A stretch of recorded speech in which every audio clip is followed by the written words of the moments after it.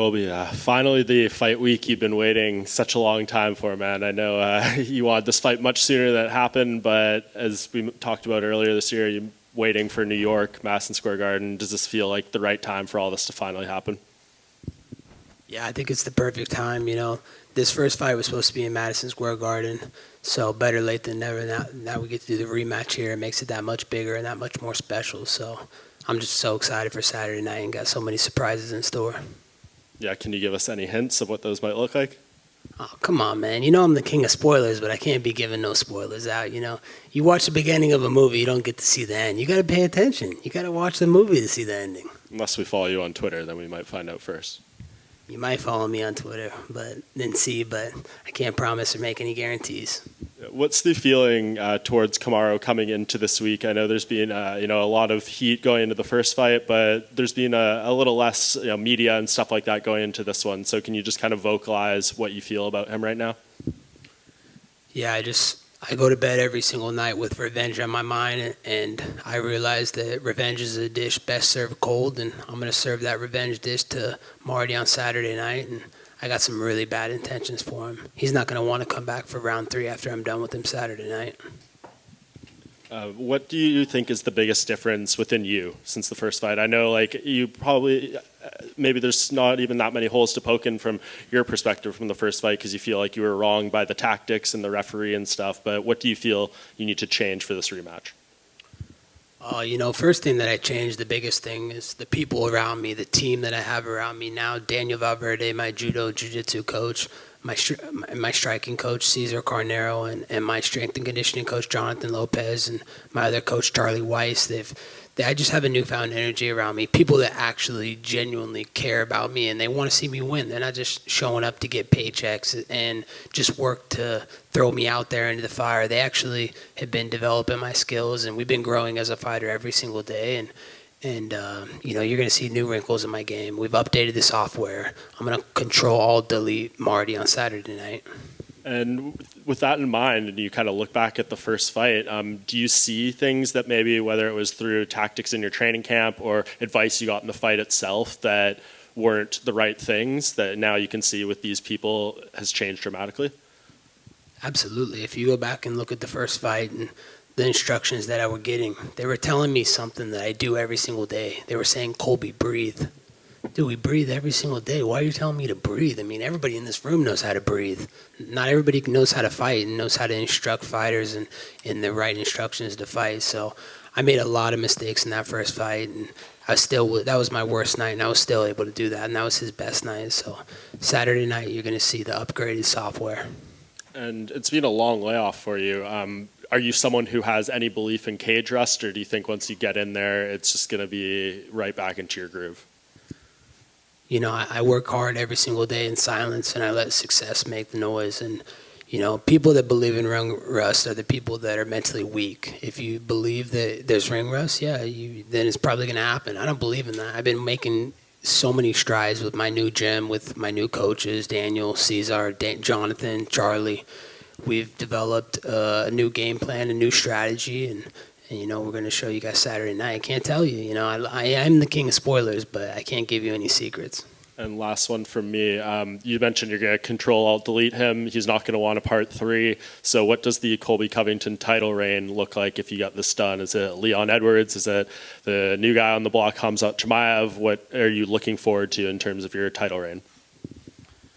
Khamzat Chimaev, he's got to do a lot more work than get 3 fights in the UFC. You guys hype these guys up real quick, but let's not forget that he was put down by the common cold. He was ready to retire off the common cold. That's a 99.9% survival rate to beat the common cold, and Khamzat Chimaev was ready to give it up and retire. So, he doesn't want to fight me. He's got a way less chance than 99.9% chance against me. So who do you think it will be? As the people's champion, I do what the people want and what the UFC wants. Whoever the biggest fight is, that's the fight I want, But, I'll leave that hands in the people and the UFC who they want me to fight next. Colby, I'm not sure that's the proper pronunciation of Chimaev's first name. I'll just throw that out there. But I want to ask you, what did your new coaches say? I'm sure you guys sat down and watched the first fight, right? And they weren't involved. What were their immediate observations that they saw that they knew they could make a difference with you? What's the proper way to say his name then? It's not Cumshot? I don't think so. Oh, is some it? of those are a little tricky, I know, but I think it's Hamzat, I believe. Oh, tomato. Fair enough, fair enough. Whatever. So what were the observations? I mean, you guys probably sat down and watched the fight, right? What did they see in that? We just saw a lot of mistakes that I made. We saw, how I was fighting emotional. I threw my game plan out the window.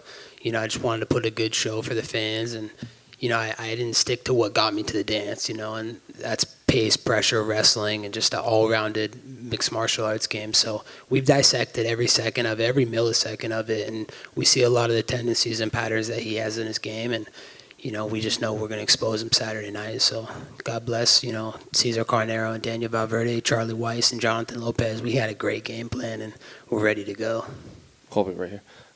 You've changed camps, but Kamaru's also changed camps. In his last 2 fights, he's actually put his opponents away after you've called him Marty Snoozman for so long. So have you seen any changes in his game at all, and are you expecting a completely different fight from him as well? Marty Fake Usman, he's been fighting lightweights. He hasn't fought a welterweight like me. He's been fighting a guy that was a journeyman that had all the hype that the media put lightning on a bottle on this guy. I'm talking about Street Judas Masvidal. The guy's got double-digit losses, almost 20 losses on his record. You talk about hype.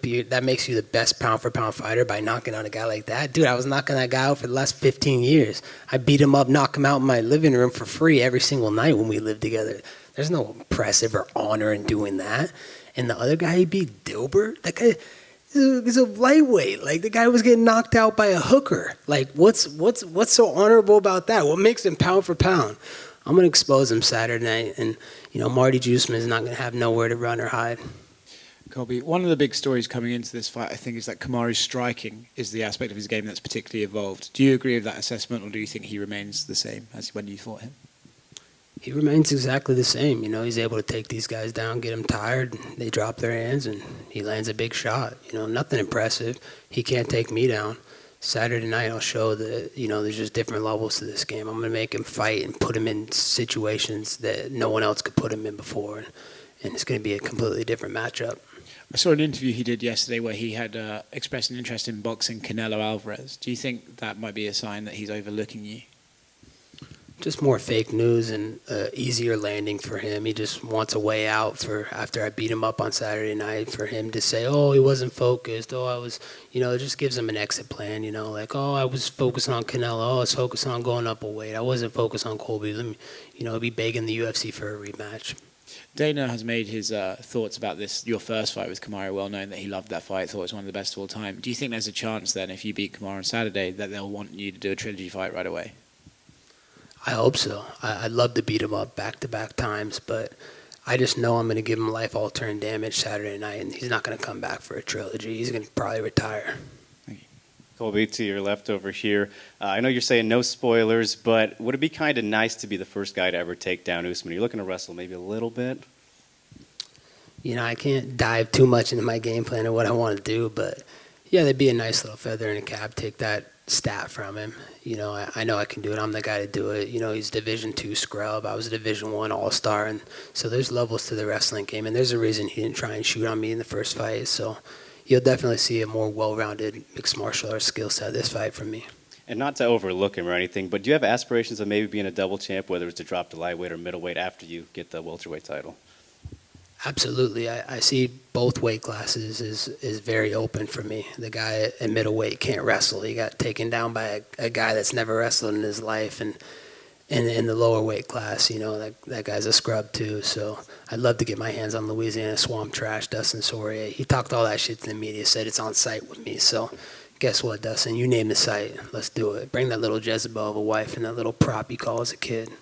And last thing for me, on this event, we also have Rose and Whaley, too. And in the lead up to that first fight, there was kind of some controversy with comments Rose made. Don't know if you saw those, but if you did, do you think that they were crossing the line as somebody, rather outspoken yourself?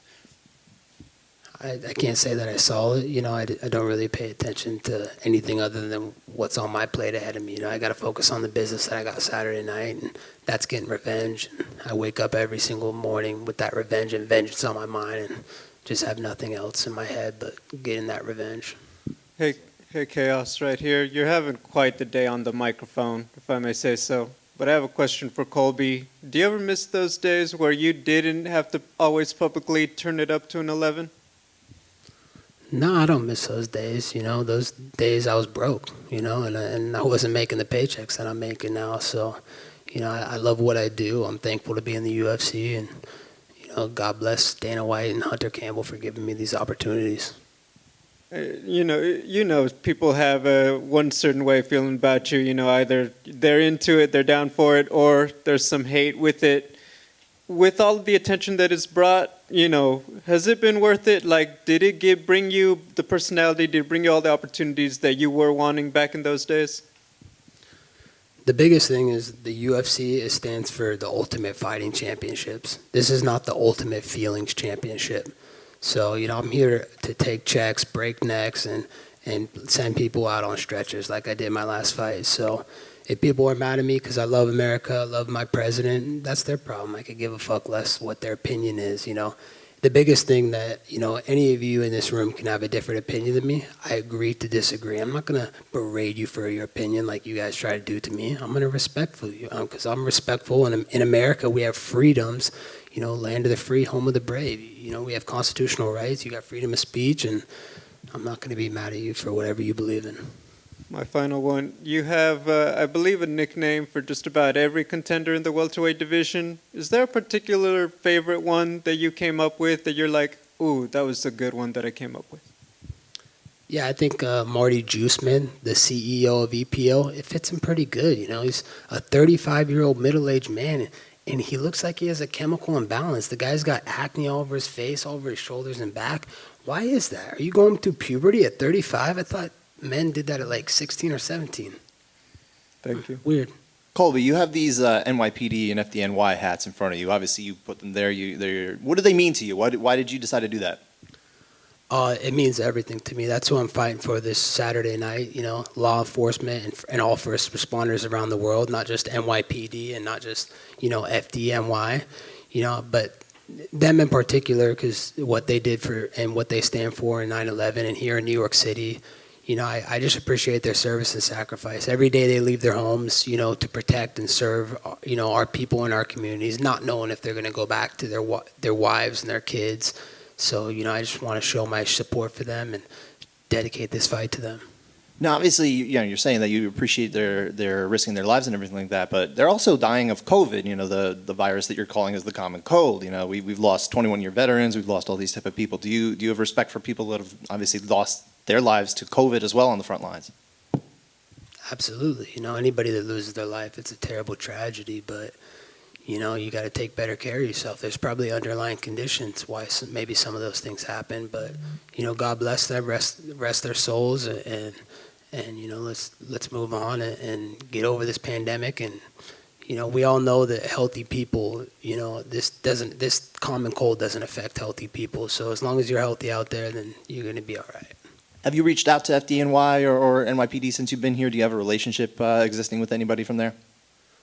Yeah, I have a relationship. I know, one of my quartermen, Charlie Weiss, has been able to get in contact with them, and we wanted to go, visit their bases and go to their compounds and say what's up. But just the risk of getting COVID this week, we didn't want to take any risks before the fight and contracting anything. We wanted to make sure we stayed healthy and socially distanced and kept our space from everybody so we could get to the Octagon Saturday night and put on a show live on pay-per-view. Gotcha. Thank you. Hey, Colby, Usman has 18 fights in a row that he's won in his career, and basically he's saying he's the father of the division and everyone else are his sons. What do you have to say about that? He ain't the father of this division. He's my son, and there's a reason he had to take fake breaks the first time we fought. And, I kicked him in the liver. He was ready to quit, and I was his daddy. And then all of a sudden, the ref stops in. Oh, let's give this guy a timeout. Let's give him a break in the middle of a fist fight. We're not playing a kid's game. We're not playing basketball. We're not playing football. These are little kids' games. Those are play games. We're playing fighting. We're playing to kill, and there's no timeouts in fighting. So he has no reason to be saying he's a father of anything. If anybody, I'm his daddy, and I'm going to show him Saturday night. What do you have to say about, I heard you were denying that your jaw was broke in the last fight. A lot of people say that you did have a broken jaw.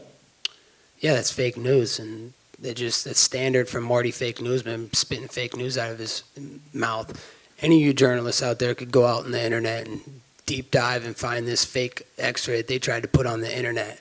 Look at the way it read my name. It said Colby Covington, face across. Everybody knows on the X-ray scan that it would show your name upside down. So all the fake journalists in the crowd right now that put that fake X-ray out there just shows why you're fake news and you're in the littlest sports league.